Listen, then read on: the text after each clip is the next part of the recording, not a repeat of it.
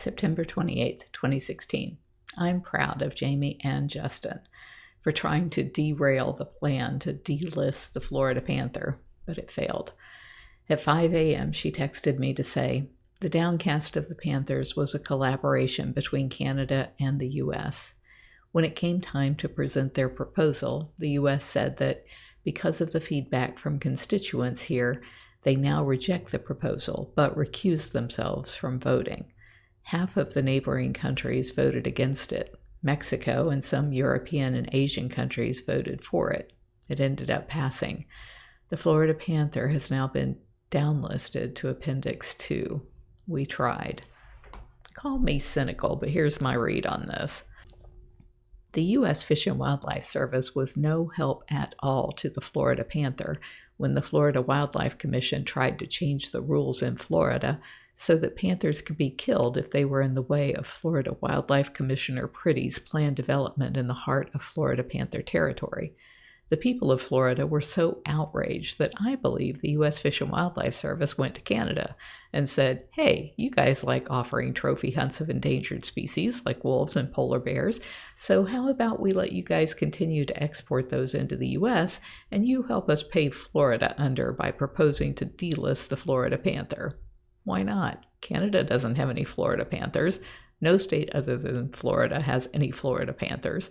That's why they're called Florida Panthers. But the U.S. Fish and Wildlife Service isn't expecting anyone from the U.S. to be there and see what's happening until they get called on the carpet by big cat rescuers Jamie and Justin Borstein.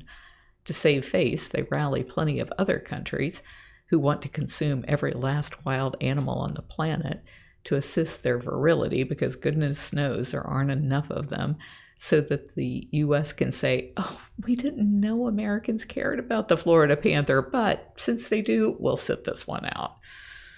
Even though it was their plan from the beginning. That's what I think. And don't let them tell you that they didn't know.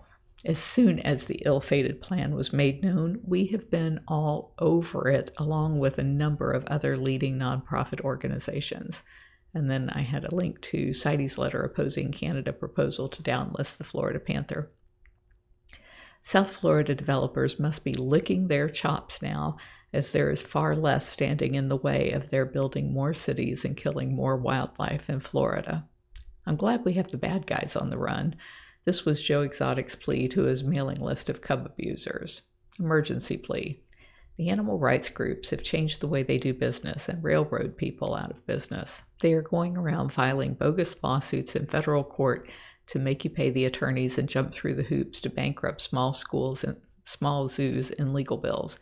They have done this to 3 zoos this year and now are hitting the Houston Aquarium and us. In just the last week, we have had to put out another $30,000 in attorney's fees and must come up with another $15,000 in retainers just to keep them from getting a default judgment.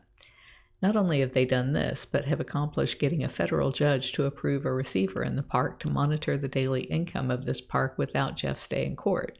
And one of the men acting on behalf of the court came in drunk, hungover, drinking on the job, and sexually assaulted the zoo owner's fiance, which criminal charges have been filed. This in turn is taking away from the income of the park, makes to properly care for the animals, buy feed, and keep the animals healthy and happy, among other things. So we are asking for your help. Anything you can spare, whether it's a one-time donation or by putting you on the monthly sponsor list for $25 per month to feed an animal. And then it goes on and on talking about how there's all these more opportunities to pet cubs, but I'm not going to read that because I know the animal abusers will take that out of context and have me out there reading that I'm doing something that I'm not doing. So the rest of his letter was just, of course, utter nonsense, like most of the stuff that he put out, in my opinion. But I'm glad that we had him on a run in 2016. By the way, that receiver never was able to take over the park. They just wouldn't let him in, and the courts wouldn't make them let him in. So if you enjoy these video blogs of my diary, please like, share, and subscribe. Thank you.